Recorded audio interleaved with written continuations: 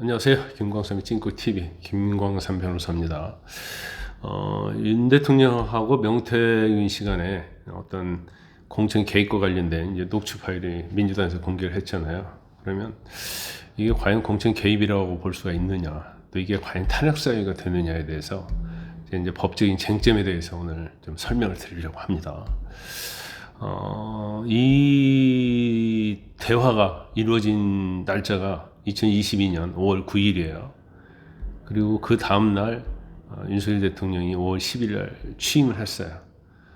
그래서 이건 공무원의 이제 정치적 중립성을 위반하면 공직선거법 위반이 되는 거거든요. 그러면 5월 9일 날 이런 얘기를 했고, 이 이야기 하기 이전에 공천 개입을 했다고 한다고 하면 이건 사인이죠. 왜냐면 대통령이 되기 전이니까. 그리고 대통령 인수에 있는 사람들을 공무원으로 간주한다는 규정이 있어요. 근데 대통령 당선인은 거기 해당이 되지 않습니다. 그래서 설사 이제 공천 개입을 했다 하더라도 공무원의 정치적 중립성에는 위배되지 않아요. 하지만 민주당에서 이런 주장을 하고 있죠. 5월 9일 날 공천 개입을 했고 5월 10일 날 대통령 취임을 했는데, 대통령 취임한 날 공천 결과가 발표했기 때문에 이건 연장선상에서 봐야 한다.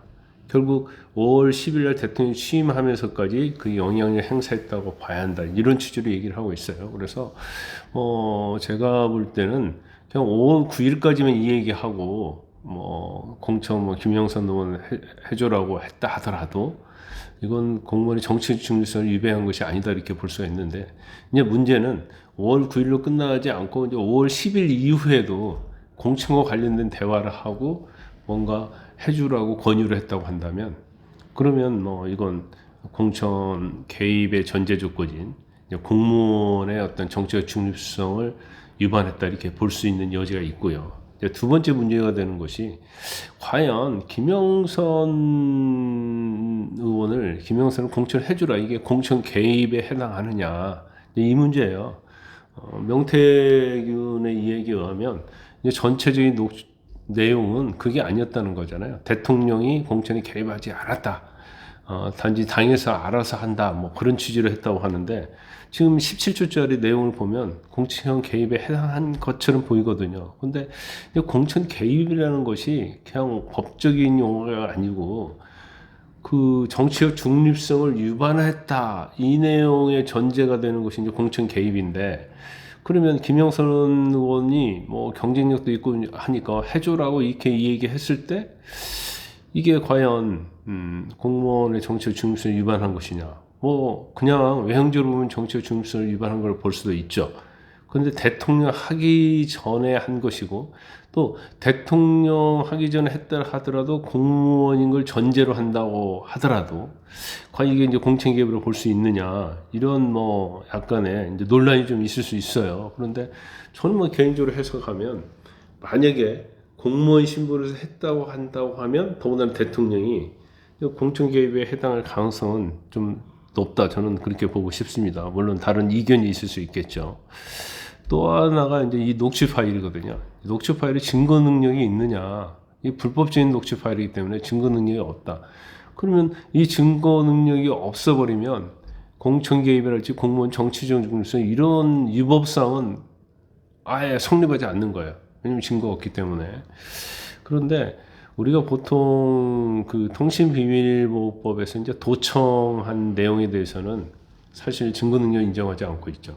그럼 이게 도청으로 봐야 하느냐, 그렇지 않느냐의 문제인데, 이제 판례는 일반적으로 어떤 실시간 대화를, 그러니까 제3자의 대화죠. 실시간 제3자가 하는 대화를 녹음했을 때 이걸 도청으로 보고 있거든요. 그러면 이미 실시간 제3자들 대화한 내용을 다시 녹취하는 것을 이걸 불법적이고 도청이라고 볼 수 있느냐, 이런 문제가 있어요. 근데 대부분 판례는 이제 실시간 대화를 얘기하기 때문에 이미 대화가 나눠진 녹취 파일을 다시 녹음하는 것은 녹취 파일로서 증거 능력이 있을 가능성이 있다, 이렇게 이제 판례 취지에 보면 해석할 여지가 이제 충분히 있다고 봐요. 그런데 이 녹취 파일이 증거 능력이 있다 하더라도 좀 어려운 문제이긴 한데, 제가 이제까지 말씀드린 것처럼 대통령이 당사자 신분이 아니고 대통령 신분이어야 할 뿐만 아니라 이런 대화와 영향력이 공천 개입이냐, 공천에 대한 의견 개진이냐, 이제 이걸 보느냐에 따라서 달라지기 때문에 이 파일 하나만 가지고 뭐 법을 100% 위반했다 이렇게 보기는 어려울 것 같아요. 물론 민주당에서 그렇게 주장을 하겠죠. 그래서 이 파일 하나 자체까지만 가지고는 탄핵 사유로 몰아가기는 어려울 것이다. 하지만 제일 중요한 것은 이건 법이 아니고 또 정치잖아요. 왜 대통령이나 김건희 여사가 이런 명태균 같은 사람하고 이렇게 공천이랄지 이런 대화를 나눴을까라는 그런 비판이 당연히 있을 수 있고 굉장히 부적절한 거예요. 그런 것들이 이제 민심에 영향을 미치게 되어 있는 거죠. 그래서 뭐 제가 볼 때는 이 녹취록이 여기서 끝난다면 뭐 크게 확대는 안 되겠지만 조승래 민주당 원내대변인이 그런 말을 했잖아요. 여기서 끝나는 게 아니고 재임 시절에 있던 것들이 이제 더 늘어날 것이다 이런 얘기를 했기 때문에 과연 민주당이 더 많은 걸 가지고 있는지 없는지 또 그게 정말 유법사유에 해당이 돼서 탄핵사유에 해당이 되는지 그 부분은 더 지켜봐야지 여기서 끝날 일은 아니다 이렇게 봅니다.